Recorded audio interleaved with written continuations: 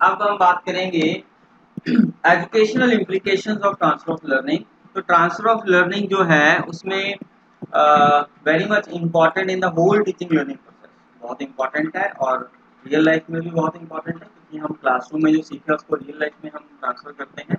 Individual will have to learn everything in life afresh if there is no transfer.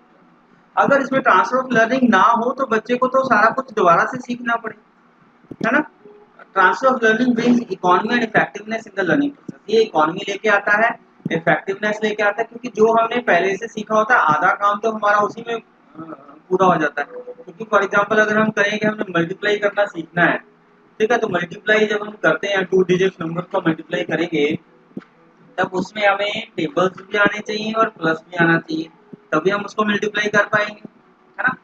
तो अगर हमने पहले से टेबल सीख रखे हैं तो हम उसको ट्रांसफर कर देंगे यहाँ मल्टीप्लाई वाले क्वेश्चन, तो वो लर्निंग जो है वो इकोनॉमिक और इफेक्टिव हो जाती है। A wiser learning should try to maximize transfer of learning so that he may be benefited from the earlier experiences and learning। और जो एक समझदार लर्नर है वो हमेशा जो पहले सीखा हुआ है उसको मैक्सिमम ट्रांसफर ऑफ लर्निंग करने की कोशिश करता है। The educational implication of transfer of learning जो है वो हम बात करेंगे। पहला है मेथड ऑफ टीचिंग। ये हमने अभी कर लिया ना, मेथड ऑफ टीचिंग बच्चे ऊपर किया था अभी।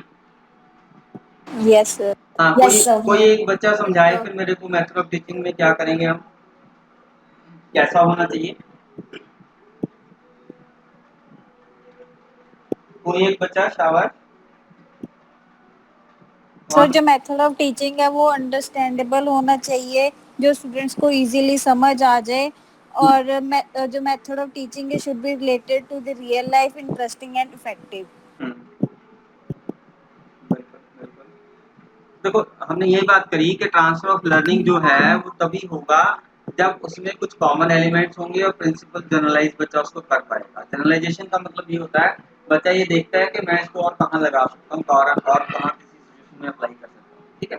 सच method of teaching should be adopted where teacher can find out identical elements and their relationship. तो जब टीचर ने पढ़ाना है तो टीचर ने खुद देखना है, खुद बताना है बच्चे को कि इसमें क्या आइडेंटिकल एलिमेंट्स है, हमने पहले भी पढ़ा था और जो हम आज पढ़ रहे हैं इनमें क्या सिमिलैरिटी है। जब एक हिंट टीचर ने दे दिया बाकी बच्चा काम अपने आप खुद ही कर लेता है, ठीक है। लेकिन ये बच्चे को मोटिवेट करना टीचर ने है, बताना टीचर नहीं है। Many school subjects have interrelationship and these relationships will be made clear to the students in logical manner। बहुत सारे जो स्कूल के सब्जेक्ट्स हैं वो आपस में इंटर रिलेटेड होते हैं। जैसे मैंने अभी अपनी एग्जांपल दी थी कि जो अंडरस्टैंडिंग द लर्नर में हमने लर्नर का मीनिंग किया, वो आप एजुकेशन टेक्नोलॉजी में या टेक्निक्स ऑफ टीचिंग में भी आप उसका मीनिंग करते होगे लर्निंग का, ठीक है। Method of teaching should B life like. कैसा होना चाहिए method of teaching? Life like मतलब लाइफ के साथ जुड़ा होना चाहिए। साइकोलॉजिकल मेथड होना चाहिए, बच्चे को समझ के करना है, अकॉर्डिंग टू द चाइल्ड होना चाहिए, child centred.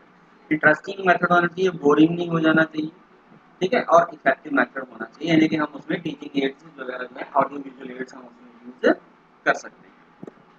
Intelligence and transfer, ये भी बात हमने अभी करी थी। कोई एक बच्चा समझाएगा? शाबाश शाबाश। Sir IQ. हाँ हाँ।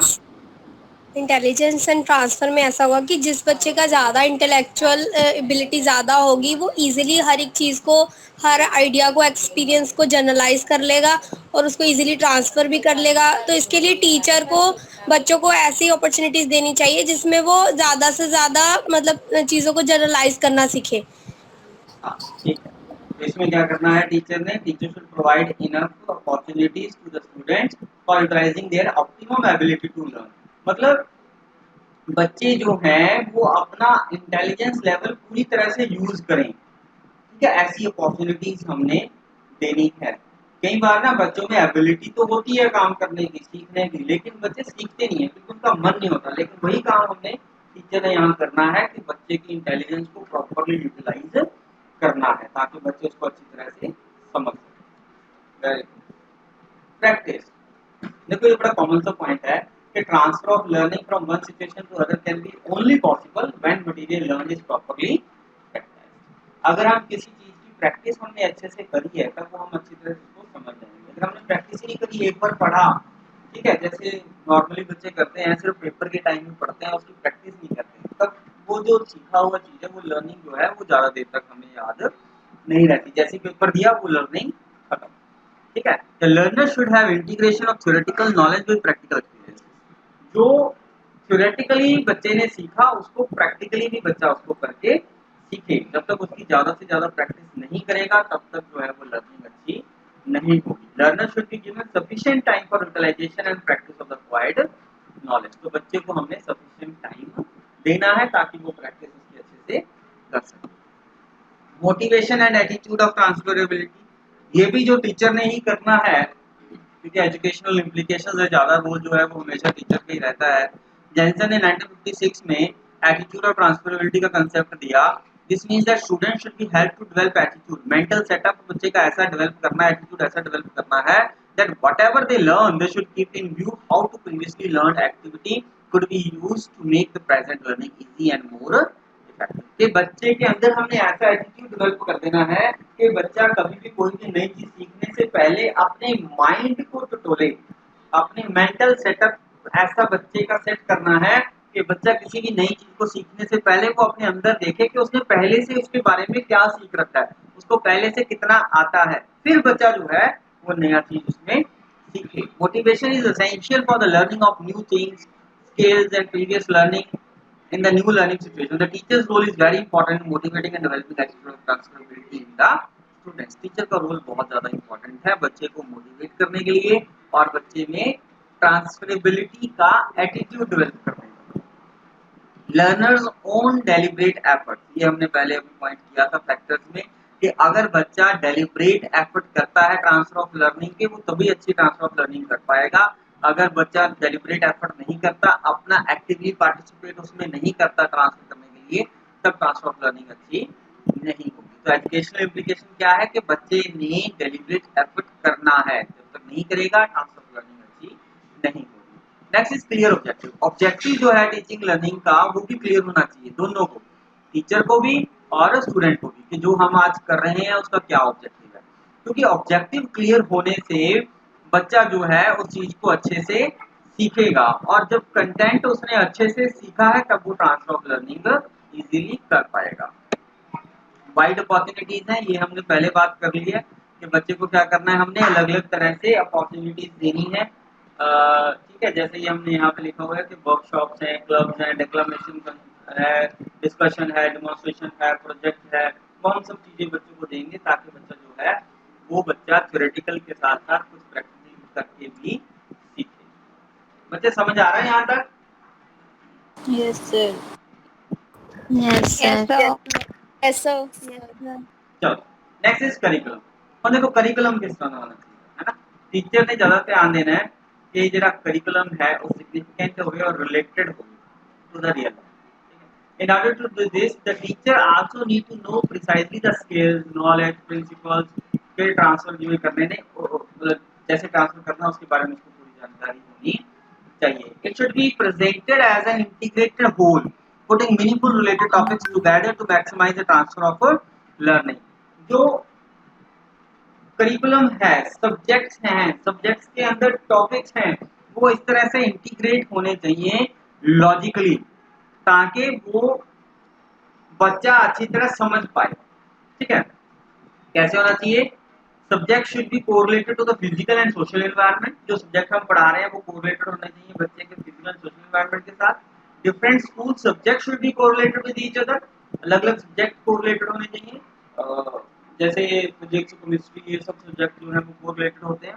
मैथ कोरिलेटेड है, ठीक है, कॉमर्स एंड इकोनॉमिक्स कोरिलेटेड है, बाकी सारे सब्जेक्ट्स के साथ भी कोरिलेटेड है। Different parts of the one subject should be correlated, means different जो टॉपिक्स हैं उसके एक ही सब्जेक्ट के वो भी आपस में कोरिलेटेड होने चाहिए। लॉजिकल सीक्वेंस उन सब्जेक्ट्स का होना चाहिए, पहले आसान टॉपिक कराना है, फिर उसके बाद आहिस्ता आहिस्ता डिफिकल्टी लेवल उन टॉपिक्स का बढ़ाना है। Integration among the different school subjects and other school activities. अब देखो इसमें ये कह रहा है स्कूल सब्जेक्ट्स का स्कूल एक्टिविटीज के साथ जो है वो इंटीग्रेशन होना चाहिए। स्कूल सब्जेक्ट्स मतलब थ्योरेटिकल जो सब्जेक्ट्स हैं और उन थ्योरेटिकल सब्जेक्ट्स को जो पढ़ाना है, तो पढ़ाने के लिए हम कौन कौन सी एक्टिविटीज करवा रहे हैं, जो हमने पहले बात करी, कोई डिबेट, डिक्लेमेशन, डिस्कशन, प्रोजेक्ट मेथड, ठीक है, ये सब चीजों की हमने इसमें बात करनी है, इनकी भी आपस में इंटीग्रेशन होना चाहिए। मतलब ज़्यादा थ्योरेटिकली ना हो रहे, हमने प्रैक्टिकली भी बच्चों को कुछ ना कुछ पार्टिसिपेट हमने इवेंट्स में करवाना है।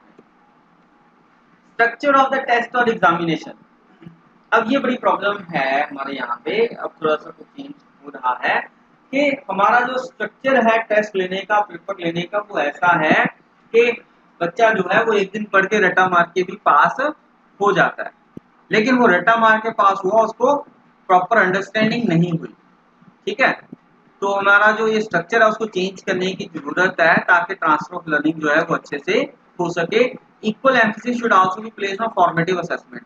हमें जो थ्रू आउट ईयर है, जो पहले वो CCE comprehensive continuous and comprehensive valuation का जो कंसेप्ट आया था, FA1 FA2 फिर SA1 फिर FA3 FA4 और SA2, ये जो कंसेप्ट आया था उसमें हमारा जो है फॉर्मेटिव असेसमेंट का भी इक्वल रोल होना चाहिए, ना कि सिर्फ फाइनल पेपर का।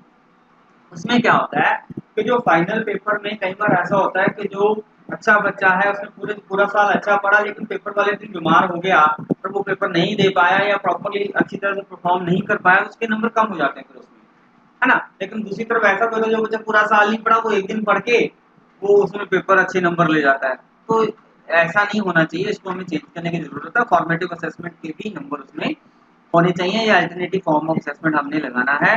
ऑब्जर्वेशन है, चेकलिस्ट है, प्रैक्टिकल एग्जाम्स हैं, ठीक है। तो इससे क्या होगा कि बच्चा जब उसके मन में है कि मैं थोड़े दिन पढ़ के पास हो जाऊंगा, तो बच्चा जो है वो रट्टा लगाता है, उसको फिर अच्छे से समझता नहीं है, और रट्टा लगाई हुई चीज को वो ट्रांसफर ऑफ लर्निंग आगे नहीं कर सकता।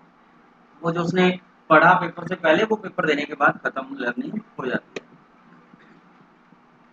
Students attention to connections, practical application and abstract relationship should be deliberate. ये हमने किया जो डेलिब्रेट एफर्ट में।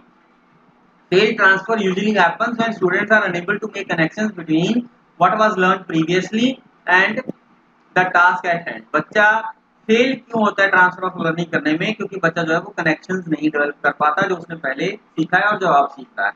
The practice of drawing students attention to connection, बच्चे का अटेंशन जो है हमने उसके कनेक्शंस की तरफ, प्रैक्टिकल एप्लीकेशन, ऑब्जेक्ट रिलेशनशिप की तरफ डेलिबरेटली करवानी है। बच्चा जो है वो कॉन्शियस होकर उसको काम को करे, ये टीचर का काम है। It should become second nature to our teachers to ask students question like why is this topic important। जो टीचर ऐसा क्वेश्चन पूछता है, मतलब टीचर बच्चे का ध्यान, अटेंशन जो है वो अपनी तरफ लेने की कोशिश कर रहा है। In what other situation can the principle be apply. अब टीचर ये पूछ रहा है कि और किसी सिचुएशन में हम इसको अप्लाई कर सकते हैं, तो बच्चा अगर उसको सोचेगा, दिमाग लगाएगा और फिर ट्रांसफर करने की कोशिश है उसको करेगा, कुछ कनेक्शन फाइंड आउट करेगा कि क्या कॉमन है, और फिर बच्चा उसको ट्रांसफर करेगा।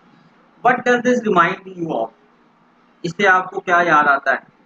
This culture of transfer should be encourage. तो ऐसे क्वेश्चन टीचर ने पूछने हैं ताकि बच्चा ज्यादा ट्रांसफर ऑफ लर्निंग कर सके। This practice would also inculcate in students a spirit of transfer and get them in habit of thinking। इससे बच्चा ट्रांसफर ऑफ लर्निंग ज्यादा करेगा क्योंकि इससे हैबिट ऑफ थिंकिंग आती है। Teacher should assist students in making connections and identifying identical elements. ये हमने पहले भी किया है कि बच्चे को मोटिवेट करना है, असिस्ट करना है, हेल्प करनी है टीचर ने बच्चे को आइडेंटिकल एलिमेंट फाइंड आउट करने के लिए। कुछ कंटेंट सिमिलर हो सकता है, कुछ टेक्निक सिमिलर हो सकती है, वो सब टीचर ने बच्चे की हेल्प करनी है। Habit of proper understanding and insightful learning, ये भी हमने किया कि जब तक बच्चा किसी चीज को पूरी तरह से नहीं समझेगा और इंसाइटफुल लर्निंग नहीं करेगा, इंसाइटफुल लर्निंग मतलब किसी भी चीज को रट्टा नहीं लगाना, अच्छी तरह से समझना है, जितने भी सिचुएशन में वेरिएबल्स हैं, फैक्टर्स हैं, उन सबका रिलेशनशिप आपस में देखना है, और जब बच्चा अच्छी तरह से समझेगा तभी बच्चा ट्रांसफर ऑफ लर्निंग कर पाएगा। तो एजुकेशनल इम्प्लीकेशन में क्या लिखना है हमने, क्या इंपॉर्टेंट है? हैबिट। बच्चे में हमने किसी भी कंसेप्ट को अच्छी तरह से समझने के लिए हमने हैबिट डेवलप करनी है। Highlight the differences between concept. अब कंसेप्ट को प्रॉपरली समझाने के लिए क्या कर सकते हैं हम? हाईलाइट कर सकते हैं डिफरेंस। जब बच्चे को हम डिफरेंस करवाते हैं किसी चीज का, तब बच्चे को दोनों कंसेप्ट जो है वो अच्छे से समझ में आ जाते हैं और बच्चा फिर उसको अप्लाई दूसरी सिचुएशन में इजीली कर सकता है। Use of multimedia and simulation drama, यानी कि यहाँ पे हमने क्या करना है, मल्टीमीडिया ऑडियो विजुअल एड्स हमने यूज करने हैं। Multimedia simulation drama in the classroom can also contribute to helping students master concepts and make meaningful connection. बच्चा जब ऑडियो विजुअल कांसेप्ट से पढ़ेगा, मल्टीमीडिया से पढ़ेगा, सिमुलेशन से पढ़ेगा, तब बच्चा जो है वो अच्छे से सीख पाएगा। जैसे फॉर एग्जांपल ये ड्रामा है, बच्चा मोटिवेट होता है, क्लाइमेट ऐसा लर्निंग का एनकरेज करता है, ट्रांसफर स्किल जो है वो रियल लाइफ वर्ल्ड में ट्रांसफर कर सकता है। सिमुलेशन ऑफ जॉब इंटरव्यू हम करवाई जा सकती है, सिमुलेशन में ट्रायल मॉक ट्रायल कराए जा सकते हैं। Playing the role of minister of the government, बच्चे को कहा जा सकता है कि अगर आप मिनिस्टर बन जाओ तो आप क्या करोगे, ठीक है। बजट डिबेट है, ये सब काम जो है वो हम बच्चे से करवा सकते हैं सिमुलेशन। यूज ऑफ कंसंट्रेशन, अगर ट्रांसफर ऑफ लर्निंग करनी है तो बच्चे को अच्छे से समझ आना चाहिए, और बच्चा अच्छे समझ तभी समझेगा जब बच्चे का पूरा ध्यान जो है वो उस कंसेप्ट को समझने में लगेगा। There will be better understanding of the concept with more concentration and useful in the transfer of learning. अगर बच्चे का ध्यान पूरा पढ़ाई में है और बच्चा फिर उसको अच्छे से समझेगा, और तब ट्रांसफर ऑफ लर्निंग अच्छी होगी। यूज ऑफ डिस्कशंस है, teacher should invite questions from the students on the different aspects of the problem and provide opportunities for free discussion in the classroom for better understanding of the problem or concept। बच्चे से हम discussion की जा सकती है, जब topic हो गया बच्चे को पूछा जाता है क्या डाउट्स हैं, कैसे बच्चा जब क्वेश्चन पूछता है तो उसके बड़े सारे कंसेप्ट जो है वो क्लियर हो जाते हैं डिस्कस करके। Learning from learning is more important then learning itself, ये कंक्लूजन में ये बड़ा इंपॉर्टेंट है that learning from learning is more important than learning itself। इसका क्या मतलब है? What it means as to allow learners to think about learning and therefore construct their own connections between what has been learned in the past versus what is being learned in the present। कि बच्चा जो है वो अपने आप connections find out करे जो उसने पहले सीख रखा है और जो बच्चा अब सीखने लगा है। The role of teachers is to help learners transfer their knowledge from one context to another।